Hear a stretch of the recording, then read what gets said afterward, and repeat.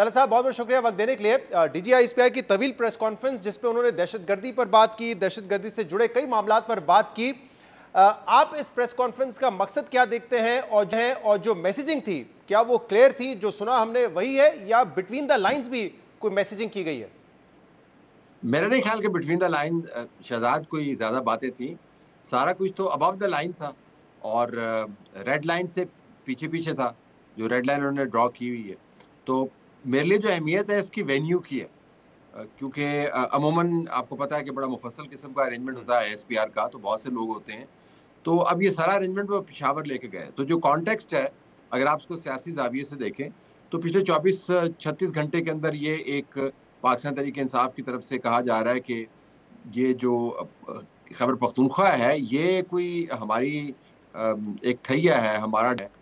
یہ ہمارا ڈیرا ہے,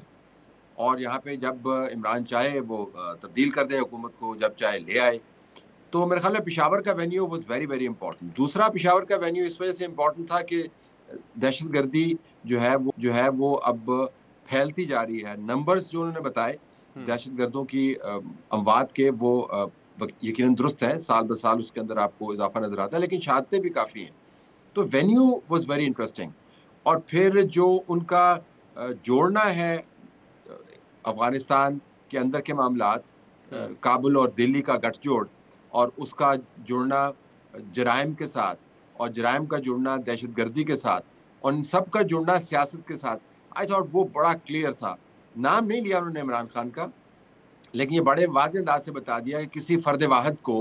یہ اجازت نہیں ہوگی کہ خیبر پختونخوا کے عوام کی جان و مال, ان کا کاروبار جو ہے اس کو یرغمال بنائے. تو میرے خیال میں سیاسی میسیج تو بڑا واضح ہے کہ اب معاملہ ویسے نہیں چلے گا جیسے پہلے چل رہا تھا. اور چونکہ اب آپ نے کہہ دیا ہے عمران خان کی جماعت نے کہ اب دہشت گردوں کے ساتھ آپ مل جل کر بات طے کریں, تو یہ تو ہماری پالیسی کے یکسر خلاف ہے.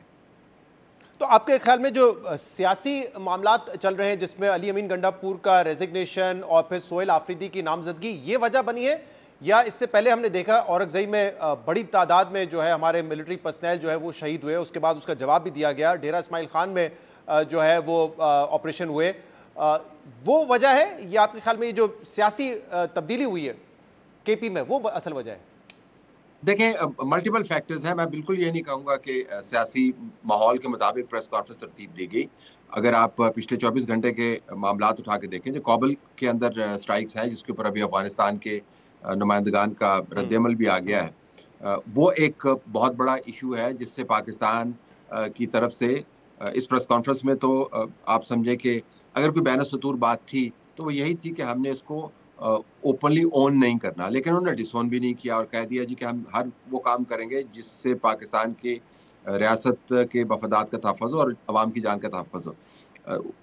جو علاقائی معاملات ہیں وہ بڑے اہم ہیں. افغانستان کا فارن منسٹر ہندوستان میں موجود ہے, اور جب وہ وہاں پر پریس کانفرنس تیار کر رہا تھا اور یا کر رہا تھا پریکٹیکلی, تو یہاں پر بھی پریس کانفرنس ہو رہی تھی.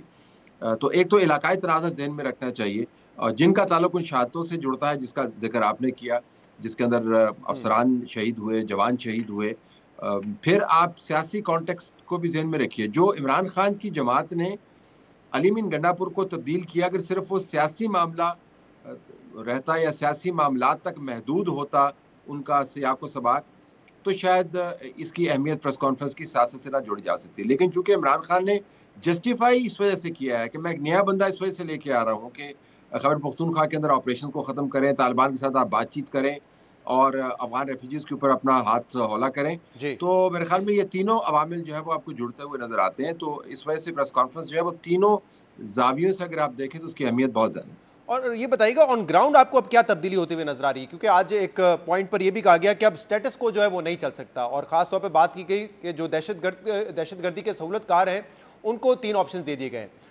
یہ جو کرائم ٹیرر نیکسس والی بات ہے, آپ کو یاد ہوگا 2015-16 میں جب راحیل شریف صاحب کا زمانہ تھا, ہم نے سندھ کے حوالے سے بہت زیادہ سنی تھی, اور پھر وہاں پہ کریک ڈاؤن وغیرہ بھی شروع ہوا تھا. تو آن گراؤنڈ آپ کو کوئی بڑی تبدیلی ہوتی ہوئی نظر آ رہی ہے؟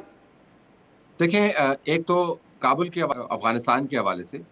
بڑا واضح ہے کہ اب ہم جو وہاں سے آپ جتھے بھیجتے ہیں ان کو صرف پسپا نہیں کریں گے, ان کو نہیں ماریں گے.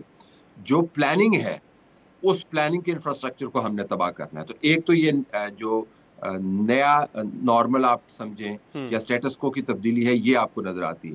دوسری بات یہ ہے کہ کسی حد تک بھی جائیں گے اور کوئی بھی ایریا ہماری پہنچ سے باہر نہیں ہے، جس سے مراد یہ ہے کہ اگر آپ بارڈر کے حوالے سے بات کرتے ہیں اور وہاں پر جو جرائم پیشہ لوگ ہیں جو سہولت کاری کرتے ہیں دہشت گردوں کی، ان کی بھی شامت اب آنی ہے۔ اسمگلنگ ویسے نہیں چل سکتی، اس کے اندر اسلحہ اندر ایسے نہیں آ سکتا، بارڈر کی مینجمنٹ بہتر ہوگی۔ تیسرا جو ہے جہاں پر سیاست آ جاتی ہے وہ یہ کہ اگر کسی جگہ پر خیال یہ کیا جا رہا تھا کہ ٹھیک ہے کے پی میں ان کی حکومت ہے، جیسی تیسی بھی ہے، اس کو چلنے دیں، اور اگر وہ کبھی اسلام آباد کی طرف آ جاتے ہیں تو ان کو چلنے دیں،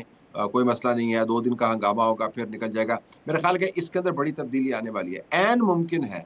کہ جو تیسرا میں نے نقطہ بتایا، اس کے نتیجے میں خیبر پختونخوا میں جو حکومت سازی ہونے والی ہے، حکومت سازی تو خیر نہیں کہنا چاہیے، جو وزیر اعلیٰ کا چناؤ ہونے والا ہے، وزیر اعلیٰ کے چناؤ کے اندر آپ کو بڑی تبدیلی نظر آئے۔ الیکشن کمیشن نے سپریم کورٹ کا فیصلہ امپلیمنٹ کیا ہے، اب ٹیکنیکلی تو پاکستان تحریک انصاف ایگزسٹ نہیں کرتی، تو مجھے لگتا ہے کہ سیاسی طور پہ یہ جو بیان دیا جاتا تھا کہ جی چھوڑ دیں جی ٹھیک ہے، وہ زیادتی کرتے ہیں،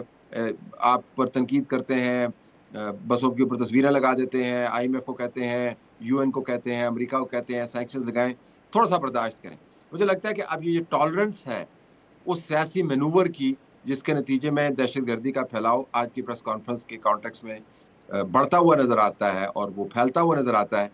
اس پر ٹالرنس جو ہے وہ زیرو کے قریب ہوگی۔ تو طلعت صاحب، آج جو پریس کانفرنس ہوئی، کل عطا طارق کی اگر آپ نے بات سنی ہو، جس میں انہوں نے کہا کہ سہیل آفریدی کا تعلق مراد سعید سے بھی ہے اور وہ دہشت گردوں کے سہولت کار ہیں، اس کے بعد آپ کو کیا لگ رہا ہے کہ سہیل آفریدی جو کہ پی ٹی آئی کے نامزد کیے گئے ہیں، وہ سی ایم بن سکیں گے یا نہیں بن سکیں گے؟ آپ کو لگ رہا ہے کہ یہ بھی خدشہ ہے کہ پی ٹی آئی اپنی حکومت وہاں دوبارہ بنا سکے گی یا نہیں بنا سکے گی؟ یہ جو آپ نے بات کی نا، یہ ٹیسٹ کیس بن جائے گا جب وزارت اطلاعات کی طرف سے یہ بیان آئے کہ جی یہ شخص جو ہے اس کے یہ ٹینٹیکلز ہیں، یہ اس کا پس منظر ہے۔ اور آج جب آپ نے دیکھا، جب اپ فرنٹ سوال کیا گیا ان سے کہ جی یہ جو سہیل آفریدی صاحب ہیں،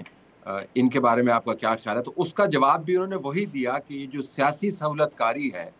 یہ اب نہیں چل سکے گی، ہم آپ کو اجازت نہیں دیں گے۔ اب جب آپ نے یہ ریڈ لائن کھینچی تو اس کے 2 ہی طریقے ہیں اس ریڈ لائن کو انفورس کرنے کے۔ ایک تو یہ کہ آپ دیکھیں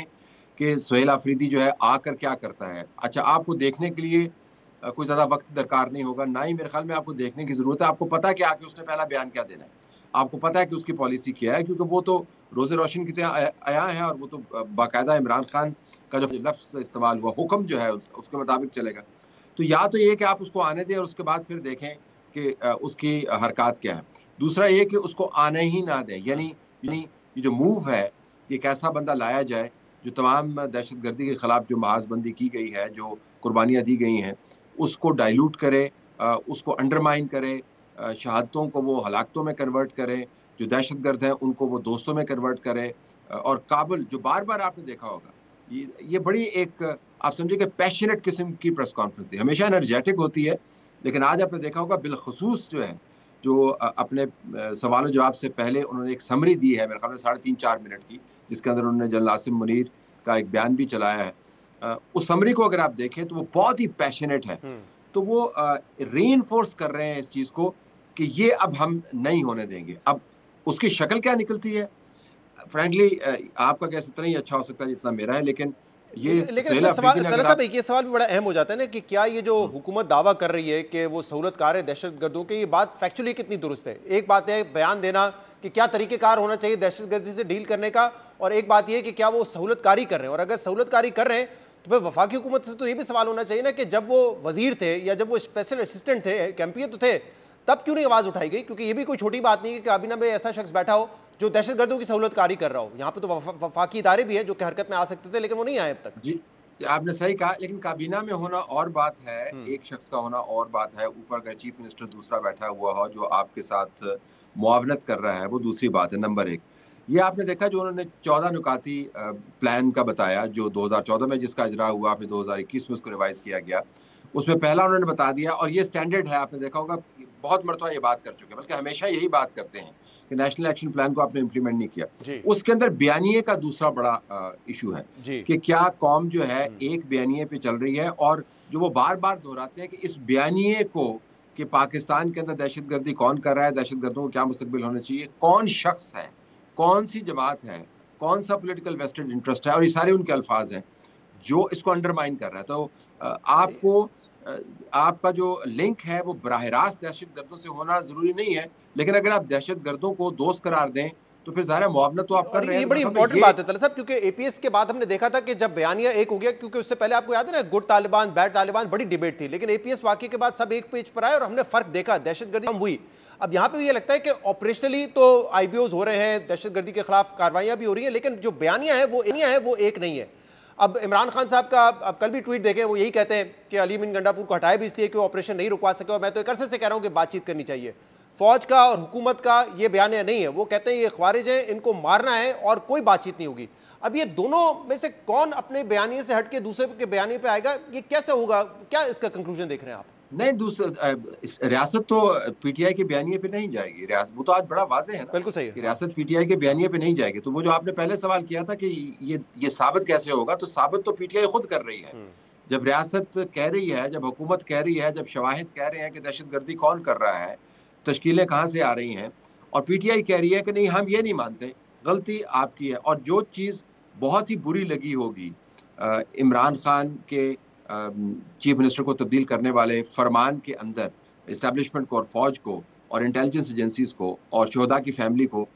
وہ یہ ہے کہ جب وہ یہ کہتے ہیں کہ پاکستان کی سیکیورٹی کی ضمانت کابل سے آئے گی, کابل سٹیک ہولڈر ہے. یہ آپ نے دیکھا آج انہوں نے جملہ 5-7 مرتبہ دہرایا اور بڑا پیشنیٹلی دہرایا. تو یہ جو عمران خان کا مان, یہ کوئی ریاست برداشت نہیں کرتی ہے کہ اس کی سیکیورٹی کے بارے میں یہ بات کی جائے. تو ریاست کا بیانیہ ایک ہے, حکومت کا بیانیہ ایک ہے. پھر آپ نے گڈ گورننس کا بھی دیکھا, باقاعدہ جو میپ دکھایا گیا کہ جہاں پر دہشت گردی سب سے زیادہ ہے اس کی وجہ یہ ہے کہ وہاں پر گورننس کا فقدان ہے, ان کا بیان یہ ہے. اور جہاں پر دہشت گردی نہ ہونے کے برابر وہاں پہ گورننس اچھی ہے. تو میرے خیال میں یہ بہت زیادہ فوکس تھا کے پی کے اندر جو حالات بن رہے ہیں, اور ان حالات کو شیپ کرنے کے لیے بھی میرے خیال میں ایک قسم کا ماحول اب بن گیا ہے.